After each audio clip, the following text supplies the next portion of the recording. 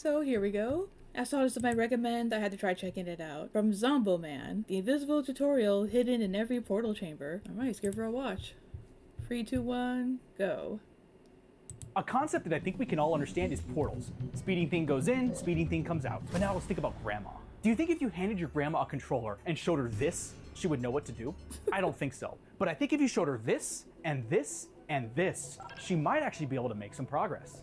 You see, a Valve designer mentioned that they specifically designed the section so that when the portal opens, the players can see themselves. This allows them to understand that what they're looking at here and what they're looking at here are the exact same thing. So that when they enter a portal, it's clear that they're entering the same space and not a different dimension.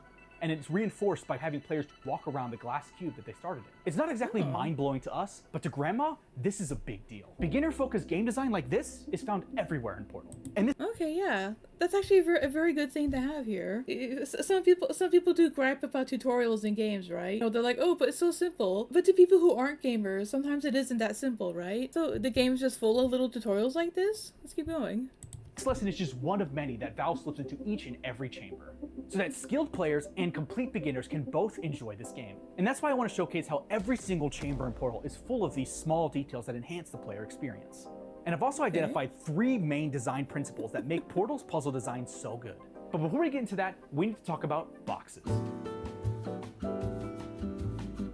Once the player leaves that first room, they're presented with their first real puzzle. Wow, crazy, look at that. But this basic puzzle is so that grandma can understand that boxes have physics, boxes can be interacted with, and that boxes go on buttons, and that boxes needs to continually stand on buttons for the door to open. 4 basic lessons, all in one puzzle.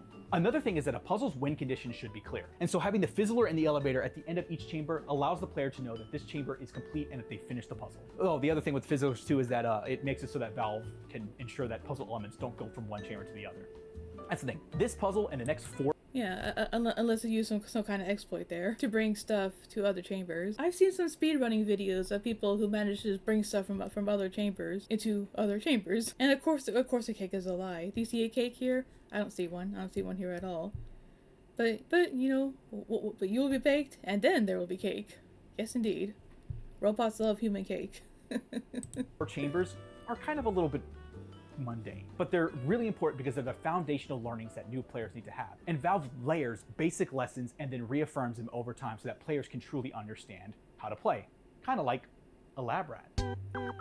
You don't say. I think Valve kind of has a trend of seeing players as like lab rats, basically.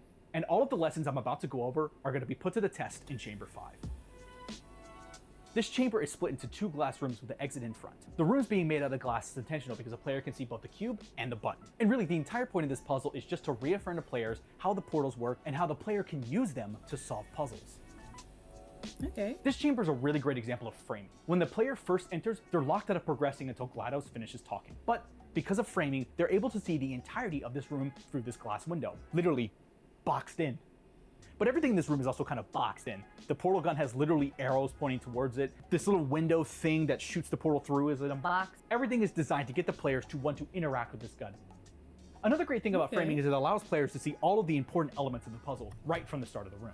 This pause can also kind of help impatient players realize that in a puzzle game they might need to slow down and take in the sights to understand how to progress. Once the doors open, players need to actually enter a portal. With the perfectly preserved pie? Oh, we're definitely crossing the streams here, aren't we? Well, but yes, that catchy song at the end is all the worth it.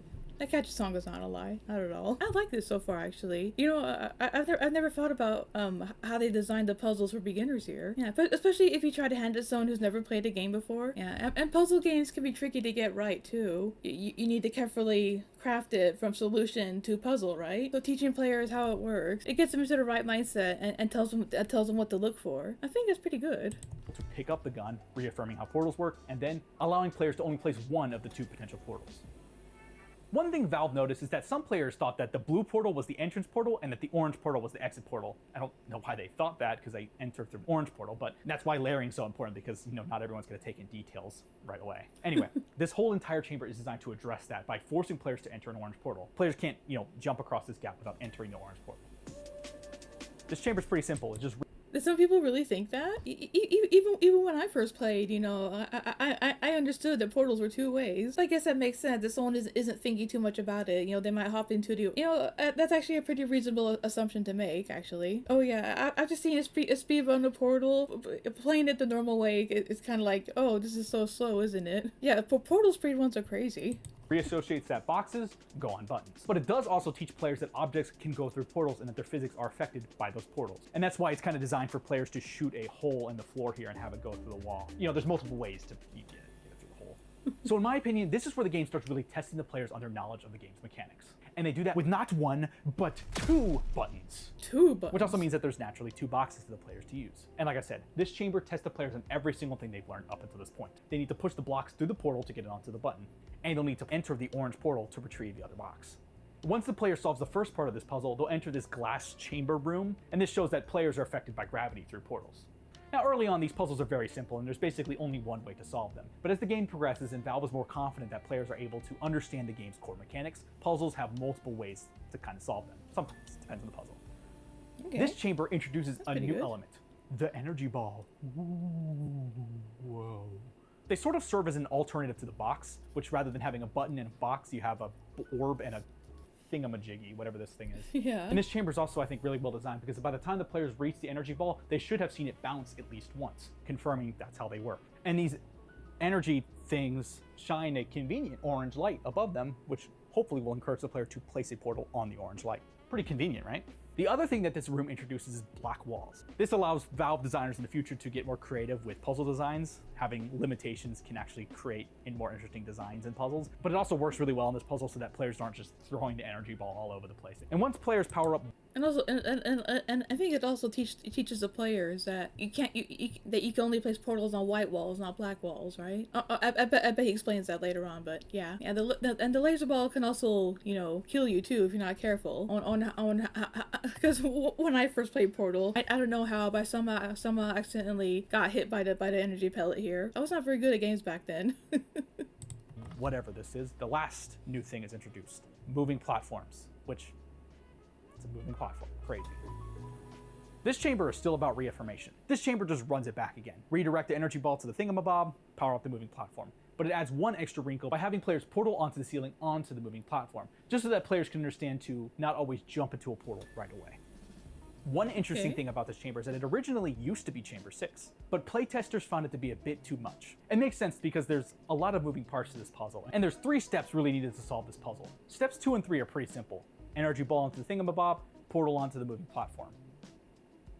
But step 1 requires juggling the energy ball and redirecting it so it can go from this direction to this direction. And that's really the importance of layering in this game. Without chambers 6 and 7, this chamber is just too many. Okay, yeah, I can see why people might be a bit confused by that too. So that's why they added this to teach it, huh? No, that's not true. I bet you're pretty brilliant, but Portal's a pretty fun puzzle game, and fairly easy all things considered. And as we're seeing in this video so far, the game does a good job teaching you the game mechanics. Elements introduced all at once. Yeah.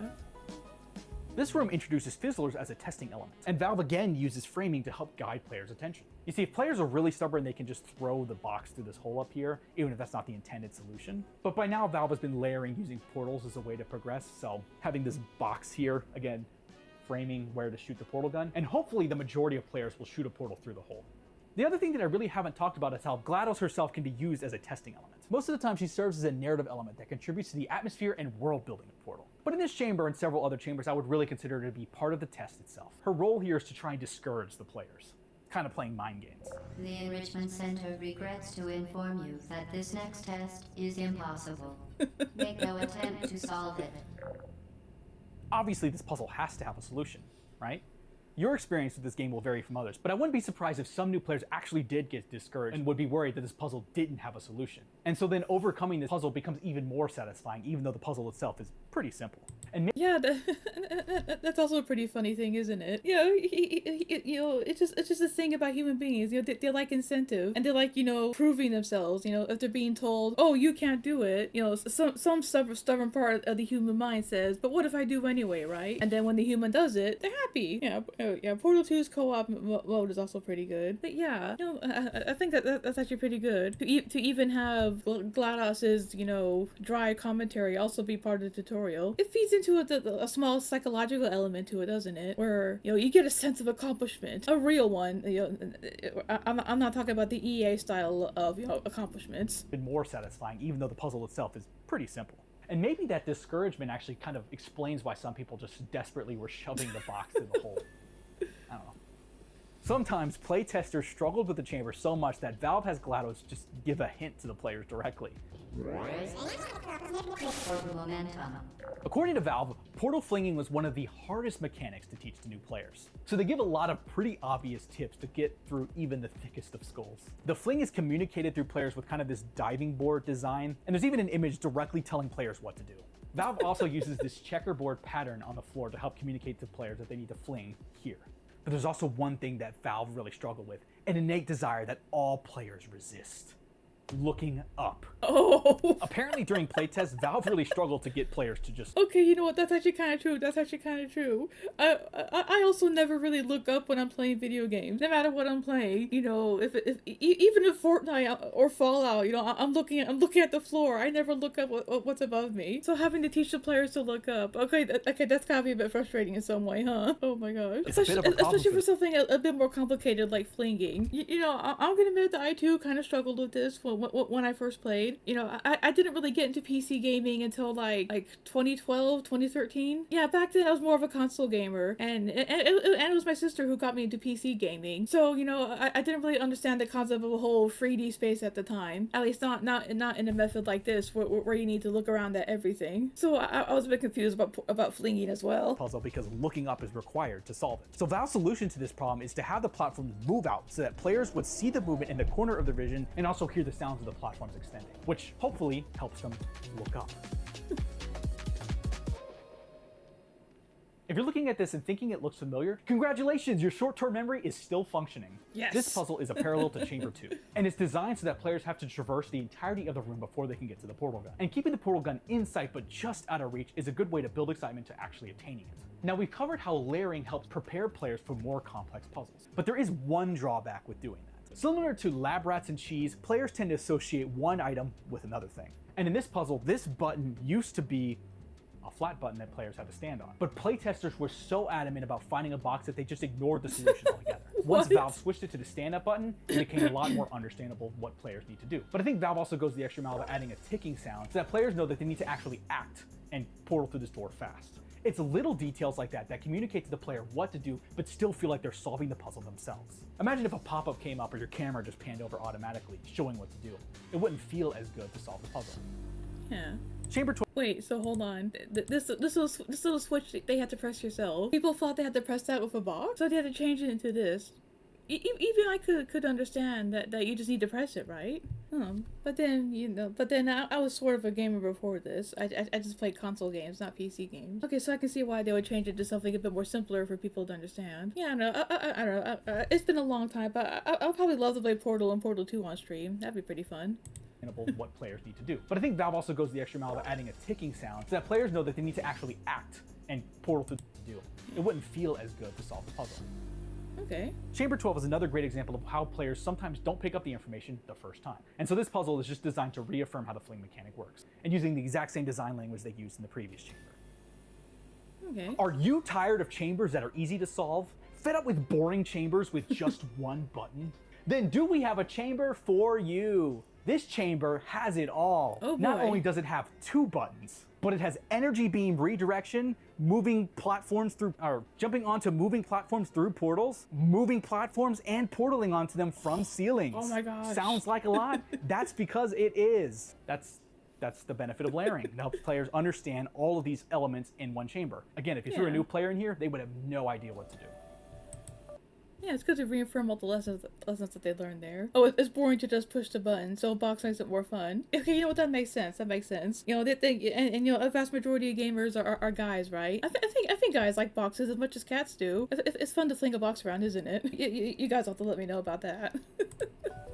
Layering knowledge by itself isn't good enough for these puzzles to be considered well designed. Valve needs to still design these puzzles so that players should know where to look and have fun solving. And that's why I think this box is another great example of how Valve designs puzzles and communicates that information to players. As you can see, the textures here kind of guide the player up. They change size as they get to the top of this little pillar thing. And sometimes these visual clues feel like they give away the puzzle. Like these doohickey things that shine the glowing light on the ceiling seems like it gives away the solution of where you're supposed to put the portal, right? Visual clues like that really help keep players on track with larger, more complex puzzles like this one. And now that we're onto these more complex chambers, it's time to talk about what makes these puzzles so good. So there are 3 main aspects to good puzzle design. If you watch Game Maker's Toolkit's video about puzzle design, these are going to sound a little familiar. But the first design principle is clarity, which is basically what I just talked about. The visual elements need to be clearly visible and are able to be understood by the player. Valve uses lighting to help make elements pop, and color is another huge aspect of this. White and black are the opposite of each other, as well as orange and blue. And that contrast makes it very apparent that these elements are distinct from each other. The second, that's honestly a very good thing. Just like I mentioned earlier, he never mentioned it, but in the first energy beam room, a player can easily intuit that you can't portal onto the black walls because the room is full of them, and the only place that you can portal are to solve the puzzle. Yeah, so clarity is having players figure it out on their own without it being stated. That's pretty good. A good design aspect is misdirection. If the player just breezes through puzzles, then the game just feels like it's too easy. So puzzles should make it feel like players have solved it, only for that to not be the case. This chamber is a really great example of that. They have all the pieces necessary to solve the puzzle, but the immediate answer requires a different solution. Which brings me to the third point, the aha moment, which is that breakthrough moment where players solve the puzzle, or at least solve one element of the puzzle and are able to progress. And if you balance these design principles correctly, you end up with a really great puzzle. And all 3 of these elements are featured really well in Chamber 15. Okay. This chamber introduces the double fling maneuver. So by the time the player reaches this point, they might feel like they have the single fling mechanic down, only to be completely wrong and hit this glass wall. This chamber also seems to be designed in such a way that you can easily accidentally fall into the portal and do the double fling, which is a really cool design that I didn't notice before filming. This puzzle here, this one, as a beginner, I definitely struggled with this puzzle at first. I remember forgetting that you can double fling, thinking, I just can't build up enough momentum. What am I gonna do? At first glance, it does look pretty complicated, and I do remember struggling through this puzzle in the beginning. Player reaches this point, they might feel like they have the single fling mechanic down, only to be completely wrong and hit this glass wall. Obviously, not all players have experienced that. Some players figured it out immediately, but I was one of them that didn't, so this was kind of the misdirection for me. Then the aha moment comes when players use the clarity of the checkerboard marker to understand the need to fling again midair to go to the fizzler. And this design language is used multiple times in this chamber to help communicate what to do. This chamber introduces turrets, which I think is another great example of visual and audio clarity. When players enter the chamber, they can see that these turrets are firing at the player and that glass is bulletproof. And players know exactly what state the turret is in based on the dialogue and gun loading sounds the turrets make. I think these puzzles also start getting a little more creative with previous elements. Boxes here aren't just used to go on a button, they're used to knock over turrets and also help be a bullet shield. But Valve communicates that boxes have multiple purposes by having them sprawled all over the place. These are way too many boxes for this puzzle, but it just makes them feel expendable, so players aren't holding on to them like they probably would have if there's only... And the turrets are a really good, what's it called, obstacle, right? Yeah, an obstacle. Yeah, especially in a game like Portal, right? So far it's just been a puzzle game, but then suddenly you come across an obstacle that can shoot you, right? A little bit alarming. At least for me, I remember when I was first playing Portal, I was a little bit alarmed at the fact that, in this cute little puzzle game, that something was trying to shoot me. But I remember telling her, why is this puzzle game trying to kill me? And she had to my sister actually had to walk me through. It was pretty funny, but I like to manage to figure it out. For a newcomer, it might be a bit alarming that your puzzle game is suddenly shooting at you. Having the turrets not directly face you in the beginning, I think that works out pretty good. 60% more bullet per bullet. Exactly. Fire the entire bullet. That's the proper way to do it. Saves you a bit of money too, doesn't it? But yeah, the turrets are a really good obstacle, especially for easing into obstacles. Yeah, Valve did a really good job with that one. 1 or 2. This chamber is unique because it requires players to take one box and use it throughout the entirety of the chamber. They get the player over these stairs, block the energy beams, and of course, open the door. They also go into this glorified metal fire pit at the end of the chamber, which is great for narrative impact, but it also communicates to the player how these work because it's useful in the final boss. Oh man, but dude, the companion cube was pretty rough. They painted this is like some kind of psychological element. I'm not sure about puzzle solving, more like some kind of just an effect to pull at your heartstrings. Because I remember being very happy that they gave me a cube with a little heart on it, and GLaDOS was saying that that's like your friend and stuff, and you gotta take it with you the entire chamber. Honestly, it took me a while to incinerate the cube because I just felt so bad. I do wonder how many players burned it immediately versus how many people hesitated. Because I know I hesitated to burn the companion cube. I thought I would get to keep it, you know, that it would be my personal cube to go with me throughout the rest of the adventure. So in a way, I wonder what incinerating the cube, you know, other than teaching you the final boss mechanic, but burning the cube that the game told you was your friend means. What is it teaching you there, I wonder? Because now it's just it makes me sad. Poor companion cube. Which is great for narrative impact, but it also communicates to the player how these work because it's useful in the final boss. Lots of things in Valve games are dual purpose. It's great to fill these chambers with level. Wait, Alenko, you burned it instantly with no hesitation, no thought. No! Oh my gosh, but how? Why? Look at little companion cube. Let's see, where is he? He's so cute. Look at him. He has a little heart on him. He's pink. But you burned it instantly. Oh my gosh. Oh no. Oh, I really do wish there was like some kind of official statistic. I really want to know how many people just burned it right away. Oh my gosh, that's so sad. But it also communicates to the player how these work because it's useful in the final boss. Lots of things in Valve games are dual purpose. It's great to fill these chambers with level design that functionally guides the player, but it still needs to be a great experience, and I think this chamber best exemplifies that feeling. Players start at the bottom, fling up some platforms, and face off against some turrets, and then fling themselves upward. By fire be cleansed. So I guess you also burned the cube, by the way, Nova. You helped your friend reach a better world. A better world? You threw him into the incinerator. You threw him into hell, dude. Oh my gosh. Oh, like, maybe it's a bit sexist to say, but I have to wonder if this is like a male-female thing. Because I know I absolutely felt bad burning the cube. I grew super attached to the cube because it was pink and it was cute. Oh, and I wonder if other girls like me felt that way. Versus you guys being practical and just getting it done, right? Okay, you know, freedom from GLaDOS, okay. That's good enough, I suppose. Again at the end. It's daunting to have to move upwards like that, but it feels exhilarating to overcome it. And players are basically using gravity against itself to proceed, which sort of foreshadows how players use GLaDOS' cores against yourself in the final fight. Might be a bit of a stretch, but I think it's kind of interesting. Oh yeah. Oh, and this puzzle here, we need to repeatedly fling yourself over the water. Ugh, yeah. This chamber, I actually felt pretty dizzy for sure. Yeah, it was teaching you multiple flinging again, but I don't know. I remember when I first played, I got pretty dizzy being flung through the air like that. I have a crippling fear of heights, even in video games. The soul returns to the next cube that spawns. Yeah, you know what? I like that. Yeah, maybe that's true. That's true. I hope that's true at least. Players are basically using gravity against itself to proceed, which sort of foreshadows how players use GLaDOS' cores against yourself in the final fight. Might be a bit of a stretch, but I think it's kind of interesting. This final test is designed to get players thinking on their feet, but in many ways it's a pretty simple puzzle. But that's by design, because cognitive function goes down when players need to think fast or when there's a time limit involved. However, even though the puzzle is simple, it still feels climactic to the player. That's something that Valve themselves notice, is that sometimes simpler can be better, but it's just how that simplicity is presented and how the chamber makes the player feel. And that urgency is communicated to players by having players portal through moving platforms and having to navigate around walls. And this wall right here is designed in such a way that the left side is cut off so that players know to portal around the wall. It's little telegraphs like that make the level design of this game so good. And once the player reaches this part, it means that the guardrails are finally off.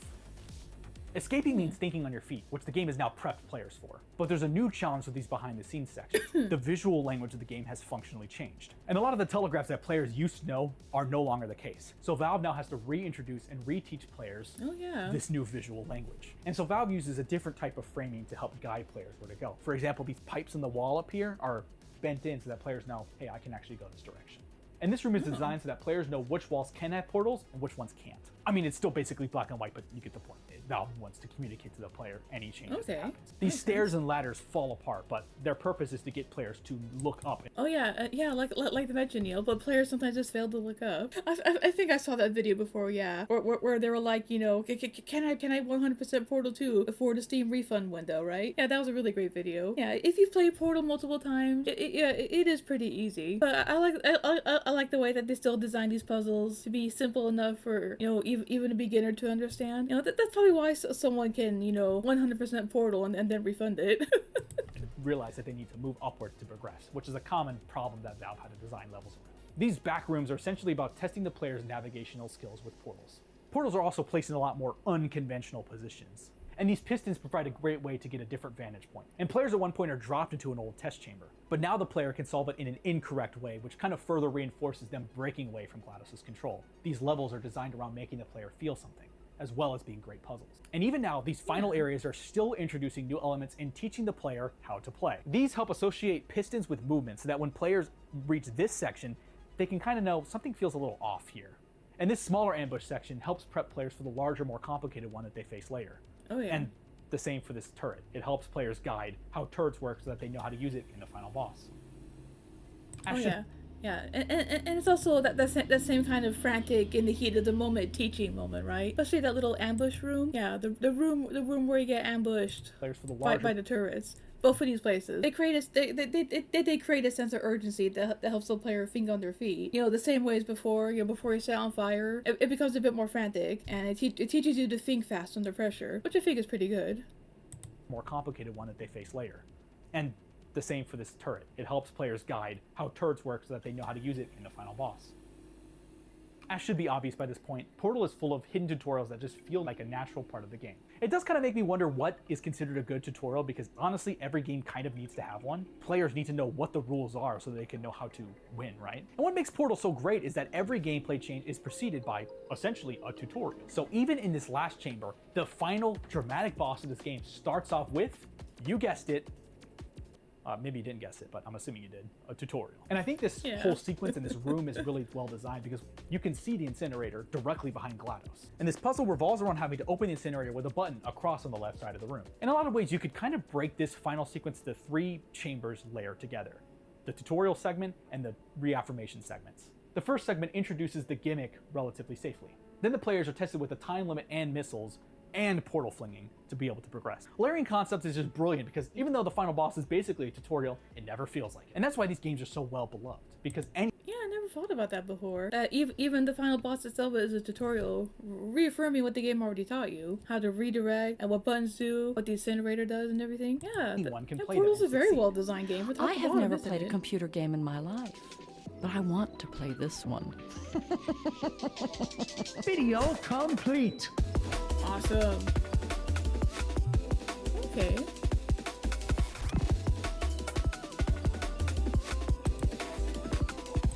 Yeah, that was a really great video. I like that. It's kind of cool to see excuse me, an insight into these games and how they work, and the design philosophy of it all. Yeah, it's a really great video. Here, let me link y'all so you can watch it here. Let's see. Let's see. Yeah, there we go. I like that. You know, for a puzzle game, you do need some kind of tutorials, and tutorials can be hard to balance for some people, right? Because I know some people complain if tutorials get too hand-holdy. You know, Pokemon being the most famous example of that, right? People absolutely hate tutorials in Pokemon, which I understand. I do. A quesadilla is too cheesy. Yeah, oh, that's a power of cheese for you. That's a power of cheese. It's a good power to have. But yeah, that's really good. Yeah, Pokemon is a game I think that still struggles with its not with its quesadillas. Oh my god. No, with its tutorials. Oh god. If Portal was a AAA game released today, oh my god, no way. Yeah, get Portal Gun. Shell gets teleported into a visual training room. A window pops up telling you to use M1 and M2 to shoot portals with an example video. Complete a brain-dead task doing the exact same thing in the video. Whoa, did I just teleport between these 2 circles? Acquire the portal gun achievement get. Oh god. Oh my god. Gaming just isn't the same anymore, is it? Oh my god.